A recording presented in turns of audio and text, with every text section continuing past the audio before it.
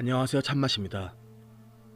오랜만에 친일인명사전 들여다보기 컨텐츠로 돌아왔습니다. 마침 오늘은 3.1운동 100주년이 되는 날입니다. 여러분은 3.1운동 하면 어떤 인물이 떠오르시나요? 많은 분들이 유관순 열사를 떠올리실 것입니다.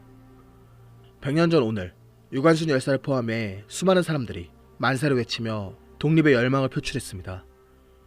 이러한 분들을 기억하며 기리는 것은 매우 중요한 일입니다. 그래서 매년 그분들을 기리는 다양한 행사를 열고 있습니다. 다만 많은 분들이 그들을 기리고 기억하고 있는 만큼 오늘 저는 시선을 조금 돌려 그 이면을 들여다보고자 합니다. 바로 민족대표 33인소 변절자들에 대한 이야기입니다. 먼저 민족대표 33인이란 독립선언서에 서명한 33명을 뜻합니다. 이들은 어떻게 모이게 된 것일까요?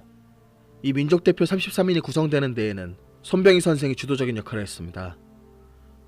동학의 3대 교주로 천도교를 개칭 후 다양한 교육 사업을 하며 우리 민족의 역량을 끌어올리기 위해 노력한 그는 1919년 1월 도쿄 유학생들이 2월 8일에 독립선언을 하려는 계획을 미리 전해 듣고는 국내에서 거적적인 항일운동을 계획합니다. 그는 자신의 측근들에게 계획을 알리고 여러 인사들과 접촉해 동참을 호소합니다. 그리고 각자 다양한 방식의 독립운동을 추진하고 있던 여러 종교계를 규합해 전 민족적인 거사를 준비하게 됩니다. 그렇게 모인 민족대표 33인에는 천도교 인사 15명, 기독교 인사 16명, 불교 인사 2명이 포함되어 있습니다. 그런데 간혹 민족대표 33인에 대해 오해하고 계신 분들이 있습니다. 사람들이 가장 많이 하고 있는 오해가 이들 중 대부분이 3.1운동 이후 변절했다는 것입니다. 하지만 이는 사실이 아닙니다. 실제로 민족대표 33인 중 3.1운동 이후 변절해 7.1인명사전에 실린 인물은 단 3명입니다. 바로 박희도, 정춘수, 최린입니다. 이제 이들의 삶이 어땠는지 친일인명사전 내용을 토대로 살짝 엿보고자 합니다. 먼저 첫 번째 인물은 박희도입니다. 1889년 8월 11일 황해도 해주에서 태어난 그는 일찍이 기독교 목회자로 활동했습니다. 그러던 그는 1919년 2월 민족대표 33인의 한 사람으로서 독립선언서에 서명하고 태화관 모임에 참석했습니다. 이후 검거되어 재판을 받고 1년 6개월을 복역하게 됩니다. 출소 후 목회자 활동을 이어하다 1927년 대규모 독립운동 단체인 신관의 창립총회에 참석해 간사로 선임됩니다. 이후 신관회에서 다양한 활동을 한 그는 1928년 9월 지금의 중앙대학교의 전신인 중앙보육학교를 설립하고 교장에 취임합니다. 그러던 1934년 3월 제자와 좋지 않은 추문에 휩싸인 그는 중앙보육학교 교장 자리에서 물러나게 됩니다. 이후 박희도는 완전히 변절하게 됩니다. 1934년 8월 내선일치를 근간으로 신생활을 통해 신흥조선을 건설한다는 취지로 조직된 시중회에 참여하고 나아가 간사와 이사로까지 활동합니다. 1936년 11월 조선에도 진병제를 실시할 것을 요청하는 운동에 참여해 진병제도 실시 상임준비위원을 맡았고 1937년 9월 중일전쟁 개전 이후 평안남도, 경기도, 함경북도 등을 돌며 내선일치를 주장하며 조선인에게 시국에 대한 인식을 철저히 각인토록 하는 강연을 했습니다. 1939년 1월 내선일체 구현과 일본 정신 함양을 목적으로 동양지광사를 설립하고 일본어 잡지인 동양지관을 창간합니다. 그리고 이때부터 1945년 5월 폐간할 때까지 동양지광사 사장이자 동양지광의 편집과 발행을 담당합니다. 이어 1939년 4월 조선인에 대한 강력한 통제를 위한 기구인 국민정신총동원 조선연맹 참사를 1940년 10월에는 국민정신총동원 조선연맹의 후속단체인 국민총력조선연맹의 참사를 맡습니다. 1942년 5월 일본 정부가 조선에서 징병제도를 결정하자 일본 내각총리 육해건 대신 조선총독, 조선군 사령관에게 감사장을 보내기도 했습니다. 이렇게 변절했던 박희도는 해방 후인 1949년 반민특위에 체포되어 조사를 받았지만 병을 이유로 불구속 처리되었고 1952년 9월 25일 사망합니다. 다음 인물을 살펴보기에 앞서 박희도가 동양지광에 냈던 논설들의 일부를 살펴보고자 합니다. 그는 동양지광을 발간하면서 거의 매호마다 내선일체와 전쟁혁명을 주장하는 논설을 발표했습니다. 그 수많은 논설들 중 1939년 2월호에 실린 정치적 사상가가 가져야 할 태도를 보면 조선인의 행복은 국민적 의무에서도 국가적 자격에서도 완전히 일본인이 되어버리는 것에 있다고 단언하고 있습니다. 또한 신일본주의 하에 내선일체가 되어 내지인과 조선인이 통고사적인 의미에서의 신일본 민족으로서 통일 결합되는 것에 의해서만 우리 조선인은 금후의 영원한 번영을 기대하는 것이 가능하다고 하여 내선일체 운동을 조선인의 행복과 역사적 사명이라고 주장하기도 했습니다.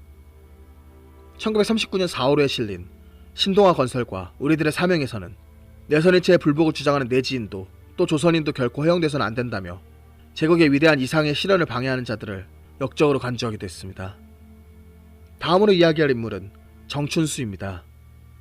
1873년 2월 12일 충청북도 청주에서 태어난 그는 1904년 6월 세례를 받습니다. 그러다 1911년 10월 목사 안수를 받은 이후 여러 지역에서 목사로 활동합니다. 이후 1919년 2월 3.1 독립선언의 민족대표로 참여했고 3.1운동 이후 징역 1년 6개월을 선고받고 복역하다 1921년 5월 추록합니다.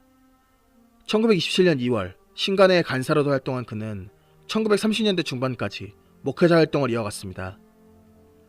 그러던 1938년 5월 흥업 구락부 사건에 연루되어 구속되었다가 9월 전향성명서를 발표하고 풀려납니다. 이어 정춘수는 친일 행각을 이어가게 됩니다. 1939년 9월 조선 감리의 총리사에 선임된 그는 일제의 비호 아래 감리교를 장악하기 시작합니다. 1940년 7월 국민정신총동원 기독교 조선 감리회 연맹을 조직해 직접 이사장에 취임하고 같은 해 10월 감리교 총리원 이사회를 주재하고 감리교 혁신안을 마련해 발표합니다. 이 혁신안은 내선일체의 원리를 통해 총후 국민의 의무를 이행하고 신체제에 순응하면 우리 기독교인의 당연한 급선무이다라고 전제하며 민주주의와 자유주의의 배격, 일본 정신의 함양, 일본적 복음의 천명 등을 규정합니다. 또한 교도로 하여금 지원병에 다수 참가하도록 권유했습니다. 그리고 1940년 10월 국민정신총동원 조선감리회 연맹이 국민총력 조선감리회 연맹으로 개칭되어서도 이사장이 유임됩니다. 1941년 3월에는 감리교 3부연회를 해산하고 일본의 교단규칙에 따른 새 교단규칙을 마련해 교단을 재조직한 후 기독교 감리교단 통리자에 선출되었습니다. 1941년 12월 동양지광사가 주최하는 미영타도 자담회에 참석해 조선 감리교회가 종전의 미국 의존에서 벗어나기 위해 끊임없이 혁신하고 있다고 주장하면서 하나님께서 기회를 주셔서 완전히 감리교회를 혁신할 수 있었습니다. 명칭부터 조선 감리교단으로 하고 일본 정신에 합치되는 황도주의화한 일본적 기독 감리교회로서 매진하게 되었습니다. 라고 자랑하기도 했습니다. 나아가 1942년 2월에는 통리자 명의로 각 교구장에게 황군 이문 및 철문 헌납건이라는 고문을 보내 철문과 철책은 물론 교회종까지도 헌납해 성전 완수에 협력할 것을 요구합니다. 통리자로서 일제에 협력하고 전행을 일삼자 감리교 내부에서도 반발을 일으켜 1942년 10월에 열린 총회에서 불신임 안을 결의했는데 일본 경찰이 이를 방해하기도 합니다. 이후 1944년 3월에는 교단 상임위원회를 열어 교회를 통폐합하고 나머지를 모두 팔아 전투기를 헌납하려는 애국계 헌납 및 교회 병합 실시에 관한 건을 통과시켜 이를 실천합니다. 이어 1945년 7월 개신교를 통합해 조직한 일본 기독교 조선교단에 고문을 맡기도 합니다.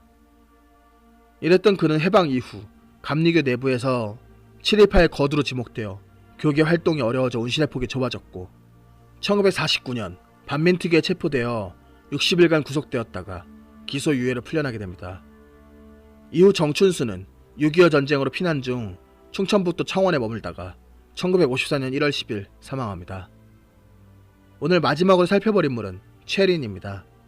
1878년 1월 25일 함경남도 함흥에서 태어난 최린은 1904년 10월 대한제국 황실에서 특파하는 유학생으로 선발되어 일본 유학길에 오릅니다. 이후 1910년 10월 천도교 교조 손병희의 권유로 천도교에 입교합니다. 그 뒤 보성중학교 교장직에 오르고 몇몇 학교에서 강사로 활동한 그는 1919년 2월 민족대표 33인의 한 사람으로서 3.1운동에 참여합니다. 이 때문에 옥고를 치르고 1921년 12월 출소한 그는 본격적으로 천도교 중앙교단 활동을 시작합니다. 이때부터 그는 점차 민족개량주의 경향에 치우치게 되고 일본의 승인하에 실력을 키워 자치를 하자는 자치론을 주장하기에 이릅니다. 그렇게 조금씩 친일 성향으로 변모한 그는 1934년 4월 조선총독의 자문기구인 조선총독부 중추안에 참의에 임명됩니다. 또한 그해 8월 친일단체 시중의 결성을 주도해 이사에 선출되었습니다. 한편 1936년 11월에는 박희도와 함께 조선에도 징병제를 실시할 것을 요청하는 운동에 참여했으며 1937년 7월 중추원에서 주관하는 시국 강연의 강사로 선발되어 전라도 일대를 순회하며 시국 인식을 주지하고 국민의 자각을 촉구하는 강연 활동을 수행합니다. 이어 1937년 8월과 1938년 2월 천도교인들이 전시체제에 협력하도록 독려하기 위해 전국을 돌며 강연 활동을 합니다. 그리고 1938년 2월 조선인 지원병제가 공포되자 이를 경축하는 조선지원병제도 재정축하에 발기인으로 참여했고 1938년 4월 조선총독부 선전기간지인 매일신보사 사장으로 취임해 1941년 그만둘 때까지 일제의 침략전쟁과 식민통치정책을 정당화하고 선전하는 데 앞장섰습니다. 1938년 6월 국민정신총동원 조선연맹이 결성되자 발기인으로 참여했고 이후 이사와 상무이사로 활동합니다.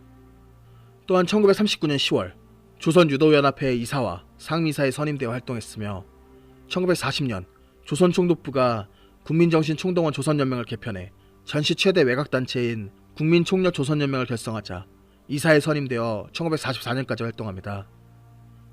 1941년 5월 조선총독부 중추원 참의에 다시 임명되어 해방될 때까지 연임했으며 이후 각종 징병제 관련 행사에 참석해 조선 청년의 적극적인 지원을 독려합니다. 1944년과 1945년에는 대동아 전쟁을 찬양하고 내선일체의 구현과 대동아 건설 완수를 목적으로 열린 각종 대회를 주도해 일제의 한국신민화와 전쟁 협력을 선동하는 데 앞장섭니다. 해방 후 1949년 반민특위에 체포된 최리는 세 차례 공판을 받았고 그해 4월 보석으로 풀려납니다. 이후 그는 1950년 6.25 전쟁 중 납북되었다가 1958년 12월 평안북도 선천에서 사망한 것으로 전해집니다. 이렇게 이들 세 인물의 삶을 간략하게 살펴보았습니다. 이들의 친인 행적이 꽤나 많아 내용을 추격하는 것도 힘들었습니다. 그들이 어떤 계기로 신을적으로 노선을 갈아탔건 간에 변절 이후 그들이 한 행위는 정당화될 수 없습니다. 민족대표 33인은 100년 전 오늘 모두 자기 나름대로의 신념과 의지 그리고 큰 뜻을 품고 있었을 것입니다. 그들이 100년 전 오늘 품었던 각각의 신념과 뜻은 모두 존중받아야 하며 높게 평가할 만하다고 생각합니다. 하지만 3.1운동 이후 33인의 삶은 엇갈렸습니다. 어떤 핍박과 위협에도 자기가 품었던 신념과 의지를 관철하고 그 뜻을 이루기 위해 끝까지 분투했던 인물들이 있는 반면 신념과 의지가 꺾이거나 참담한 현실과 타협한 인물들도 있습니다. 우리가 100년 전 오늘 그들이 있던 자리에 있었다면 어떤 신념과 의지를 가지고 그 뜻을 펼치려고 했을까요? 그리고 100년 전 오늘 이후 우리는 어떤 삶을 살았을까요? 이번 영상을 계기로 스스로 어떤 사람인지 생각해보는 시간이 되지 않을까 생각합니다. 이상 참맛이었습니다. 감사합니다.